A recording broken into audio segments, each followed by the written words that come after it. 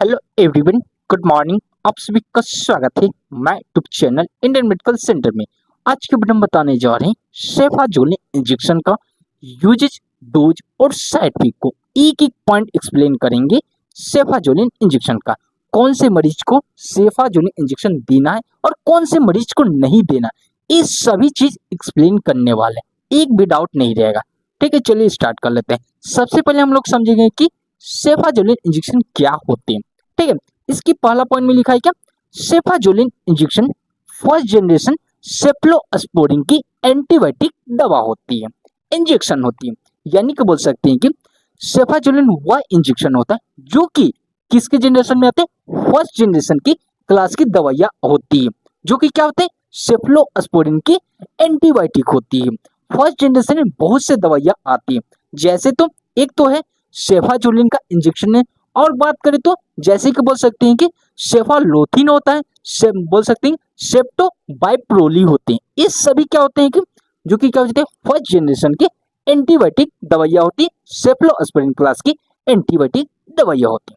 ठीक है, पहला पॉइंट समझ गए, जो कि आप लोग डिफिनेशन के तौर पे इसे याद रख सकते हैं। अब हम लोग जानेंगे कहाँ कहाँ यूज करना है सेफाजोलिन इंजेक्शन का, एक एक पॉइंट एक्सप्लेन करने वाले। ठीक है, बेसिकली इसका यूज की बात करते हैं। ठीक है, इसका पहला पॉइंट में लिखा है कि सर्जरी से पहले संक्रमण की रोकथाम के रूप में इस्तेमाल किया जाता है।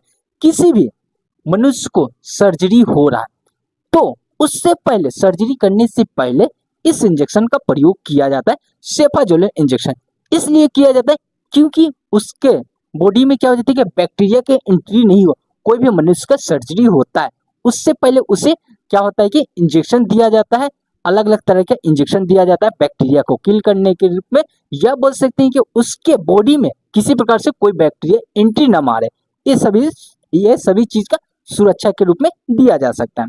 ठीक है, पहला पॉइंट समझ गए। दूसरा पॉइंट में लिखा है कि हड्डी और जोड़ों का संक्रमण, यानी कि बोल सकते हैं बोन एंड जॉइंट का इन्फेक्शन।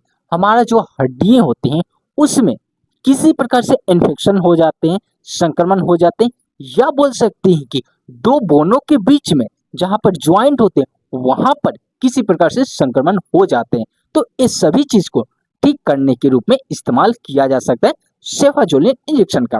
ठीक है, दो पॉइंट समझ गए। तीसरा पॉइंट में लिखा है कि त्वचा या सॉफ्ट टिश्यू का इन्फेक्शन, जो हमारा त्वचा होता है, स्किन होता है, स्किन में क्या हो जाता है कि हमारा क्या जो सॉफ्ट टिश्यू होते हैं उसमें किसी प्रकार से संक्रमण हो जाते हैं। तो संक्रमण होगा तो उस जगह पर हमें लालिमा, स्वेलिंग, या बोल सकते हैं कि रेडनेस की तरह दिखाई देगा, और बहुत ज्यादा क्या हो जाता है, कभी कभी दर्द भी कर सकते हैं, जो कि क्या है, सॉफ्ट टिश्यू का इन्फेक्शन की वजह से हो सकते हैं। तो ये सभी चीज को ठीक करने के रूप में सेफाजोलिन इंजेक्शन का प्रयोग किया जा सकता है।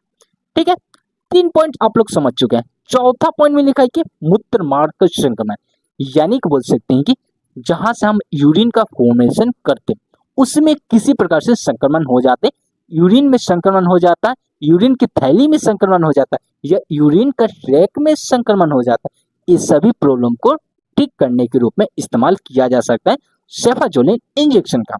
ठीक है, यहां तक आप लोग को क्लियर होगा। अब बात करते हैं चौथा पॉइंट में, चौथा पॉइंट समझ गए।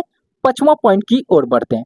पांचवा पॉइंट में लिखा है कि श्वसन तंत्र का संक्रमण, यानी कि बोल सकते हैं कि रिस्पिरेटरी ट्रैक में इन्फेक्शन हो जाता है, जहां से हम सांस लेते हैं, ट्रैक के द्वारा सांस लिया जाता है, उसमें किसी प्रकार से संक्रमण हो जाते हैं, तो उसको ठीक करने के रूप में इस्तेमाल किया जा सकता है। जैसे कि बोल सकते हैं कि निमोनिया जैसी बीमारियों में इस्तेमाल किया जाता है। निमोनिया में क्या हो जाता है कि आपका जो होता है अलवेली होता है, अलवेलिया में म्यूकस की परत जम जाता है, जिसकी वजह से सांस नहीं ले पाते हैं। इस सभी प्रॉब्लम को ठीक करने के रूप में इस्तेमाल किया जा सकता है। बेसिकली बात करें तो निमोनिया में यूज किया जा सकता है इस इंजेक्शन का, सेफाजोलिन इंजेक्शन का। ठीक है, या बोल सकते हैं कि ब्रोंचाइटिस जैसे प्रॉब्लम दिखते हैं। ब्रोंचाइटिस क्या होता है, जो नली होते हैं, ब्रोंकस नली होते हैं, वह क्या जाते हैं, एक दूसरे में चिपक जाते, चिपक जाएगा तो एयरवे पास नहीं होगा, हमारा जो होता है कि हवा न आएगा न जा पाएगा, किसी प्रकार से नहीं सांस ले पाएंगे। तो इस सभी चीज को ठीक करने के रूप में इस्तेमाल किया जा सकता है। ठीक है, 5 पॉइंट समझ गए। छठा पॉइंट की बात करें तो सेप्सिस। सेप्सिस क्या हो जाती है, ब्लड से रिलेटेड क्या हो जाती है कि इन्फेक्शन होते हैं, संक्रमण होते हैं। ये सभी सेप्सिस के रिलेटेड किसी प्रकार के प्रॉब्लम दिखते हैं, ब्लड में किसी प्रकार के प्रॉब्लम दिखते हैं सेप्सिस से रिलेटेड, तो उसको ठीक करने के रूप में इस्तेमाल किया जाता है। बेसिकली क्या होता है सेप्सी में, क्या हो जाती है कि ब्लड में क्या हो जाती है कि बैक्टीरिया की मात्रा क्या हो जाती है कि ग्रोथ हो जाता है, ब्लड में बैक्टीरिया आ जाते हैं, जिसकी वजह से क्या होती है कि अलग अलग तरह की बीमारियां होने लगते हैं। निमोनिया जैसी बीमारियां हो सकते हैं, या बोल सकते हैं कि ब्लड से रिलेटेड क्या होते हैं बहुत प्रकार की क्या होती है कि बीमारियां होते हैं, या बोल सकते हैं कि जो होता है कि ब्लड का टूटना बहुत ज्यादा हो जाता है, हमारा देह क्या होती है कि पीला पीला से दिखाई देने लगता है, या बोल सकते हैं बहुत तरीके से बीमारियां होते हैं, ये सभी हो सकते हैं ब्लड की खराब होने की वजह से।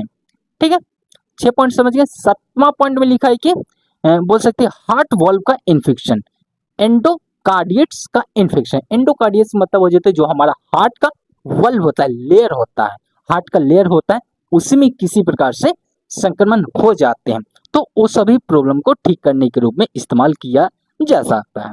ठीक है, 7 पॉइंट समझ गए। 8वां पॉइंट की बात करें तो पित्ताशय, या बोल सकते हैं पेट का संक्रमण, बाइलरी ट्रैक का इन्फेक्शन। इंग्लिश में बात करें तो बाइलरी ट्रैक का इन्फेक्शन, हिंदी में बात करें तो पेट का संक्रमण, स्टमक पेन बोल सकते हैं, या स्टमक का इन्फेक्शन बोला जा सकता है, उसमें किसी प्रकार से प्रॉब्लम दिखते हैं, तो इस सभी चीज को ठीक करने के रूप में इस्तेमाल किया जा सकता है।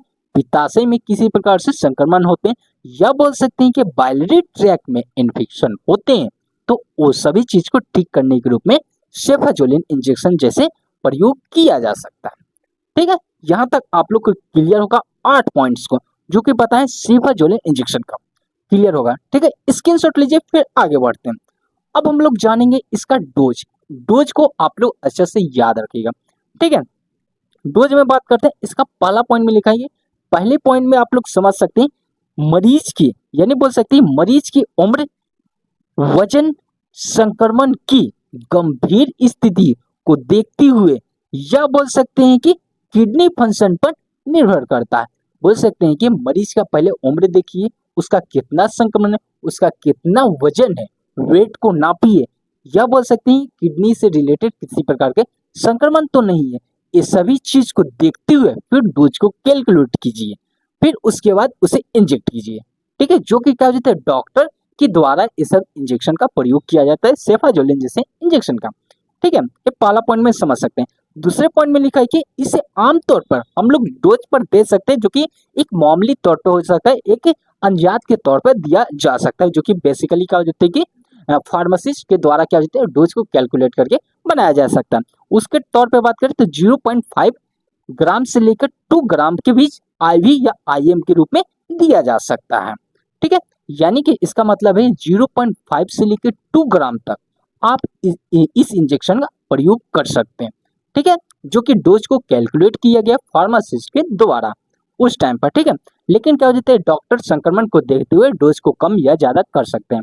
आगे उसी में लिखा हुआ है कि हर 6 से 8 घंटे पर रिपीट कर सकते हैं या दिया जा सकता है, 2 बार रिपीट किया जा सकता है। ठीक है, 6 से 8 घंटे के बाद डोज को रिपीट कर सकते हैं। यहाँ तक आप लोग को डोज क्लियर होगा। अब हम लोग बढ़ेंगे इसका साइड इफेक्ट और फिर बढ़ेंगे इसके प्रिकवेशन की ओर। ठीक है, कौन से मरीज को देना है, कौन से मरीज को नहीं देना है, ये सभी चीज बढ़ेंगे। ठीक है, पहला बात कर लेते हैं साइड इफेक्ट में। साइड इफेक्ट में क्या क्या शो कर सकता है, जैसे कि हो सकता है एलर्जी आ सकती है, खुजली, रेसेस, या स्किन पर सूजन जैसी प्रॉब्लम दिख सकती है, साइड इफेक्ट के रूप में हो सकते हैं। ठीक है, दूसरा पॉइंट में लिखा है कि डायरिया, मतली या उल्टियां हो सकती है। मनुष्य को क्या हो जाती है कि लूज मोशन जैसी प्रॉब्लम दिख सकती है, जो क्या हो जाती है कि साइड इफेक्ट के रूप में शो कर सकते हैं, या बोल सकती है मतलियां आ सकती है, नाउसियस हो सकती है। मतलिया का मतलब होता है नाउसियस हो सकती है, वोमिटिंग का मतलब हो सकता है उल्टियां हो सकती है। ये सभी क्या होते हैं साइड इफेक्ट शो कर सकते हैं, जो कि सेफाजोलिन इंजेक्शन के होते हैं। ठीक है, चौथा पॉइंट में इसी में बात करें तो तीसरा पॉइंट है इंजेक्शन के साइड पर दर्द या लालिमा हो सकते हैं। जहां पर आईवी या आईएम के रूप में इंजेक्ट किया गया उसी साइड पर स्वेलिंग हो सकता है, लालिमा हो सकते हैं, कभी कभी क्या होते हैं दर्द भी जैसे महसूस हो सकते हैं या हो सकता है, तो ये सभी क्या है साइड इफेक्ट शो कर सकते हैं। ठीक है, आगे पॉइंट के वक्त बात करें तो दुर्लभ मामलों में क्या हो जाती है कि सीवियर कंडीशन में एलर्जिक रिएक्शन शो कर सकते हैं, एनाफाइलेक्सिया जैसी प्रॉब्लम दिख सकती है, यानी बोल सकते हैं एनाफाइलेक्सिया जैसे क्या हो जाती है कि बीमारियां हो सकती है, जो कि साइड इफेक्ट के रूप में शो कर सकते हैं। ठीक है, यहाँ तक आप लोग को क्लियर होगा। अब बढ़ेंगे इसके प्रिकवेशन की ओर, यानी बोल सकते हैं कि कौन से मरीज को देना चाहिए और कौन से मरीज को नहीं देना चाहिए, क्या क्या सावधानी रखनी चाहिए, ये सभी चीज जानेंगे। ठीक है, इसके पहला पॉइंट में लिखा है कि पेनिसिलिन एलर्जी वाले मरीजों में सावधानी से देना चाहिए। यानी बोल सकते हैं कि पेनिसिलिन से रिलेटेड, पेनिसिलिन क्या होते हैं, एंटीबायोटिक की इंजेक्शन होते हैं, दवा होते हैं, जो कि क्या होते हैं, बैक्टीरिया को खत्म करने के रूप में दिया जाता है। पेनिसिलिन में बहुत सारे दवा आते हैं, तो उससे रिलेटेड क्या हो जाता है कि एलर्जी रहता है, तो उस टाइम पर क्या हो जाता है कि इस इंजेक्शन का नहीं प्रयोग करना है। यानी पेनिसिलिन के ग्रुप में जो जो दवा आते हैं उसमें प्रयोग नहीं करना है सेफाजोलिन इंजेक्शन का। ठीक है, दूसरा पॉइंट में लिखा है किडनी रोग रीनल इम्पेयरमेंट के तौर पर डोज में एडजस्टमेंट करना पड़ता है। यानी बोल सकते हैं किडनी के कोई भी मरीज रहेगा उसमें बहुत ज्यादा प्रॉब्लम दिखेगा तो उसको बिल्कुल नहीं देना है। ठीक है, देना भी है तो उसका जब मरीज में क्या हो जाता है कि किडनी से रिलेटेड किसी प्रकार प्रॉब्लम दिख रही, हल्का प्रॉब्लम है, तब यूज किया जाता है, लेकिन डोज को कम करके यूज करना है। ठीक है, तीसरा पॉइंट में लिखा है कि गर्भावस्था या बोल सकते हैं कि स्तन करने वाली महिलाओं को, स्तनपान करने वाली महिलाओं के केवल डॉक्टर की सलाह पर दिया जाता है। सही बात है कि बोल सकते हैं कि गर्भावस्था या स्तन करने वाली जो महिलाएं होती है, माँ बनने वाली होती या माँ बन गई होती, बच्चे को दूध पिलाती रहती, तो उससे इसे इंजेक्शन का, सेफाजोलिन जैसे इंजेक्शनों का प्रयोग नहीं करना। करना भी है, डोज को कैलकुलेट करना है, पहले उसके क्या बोलते हैं मरीज को देखना है, यानी बोल सकते हैं माँ को देखना है, फिर उसके बाद डोज को कैलकुलेट करके देना है। ठीक है, ज्यादा प्रॉब्लम दिखता है तो इस इंजेक्शन के छोड़कर अदर इंजेक्शन का प्रयोग कर सकते हैं।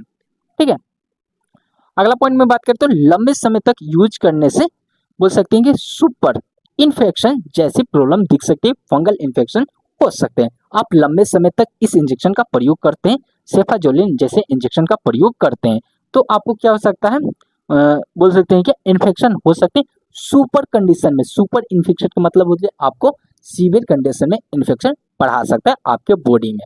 ठीक है, लंबे समय तक यूज करते हैं इस इंजेक्शन का, तब सेफाजोलिन जैसे इंजेक्शनों का। ठीक है, यहाँ तक आप लोग को क्लियर होगा।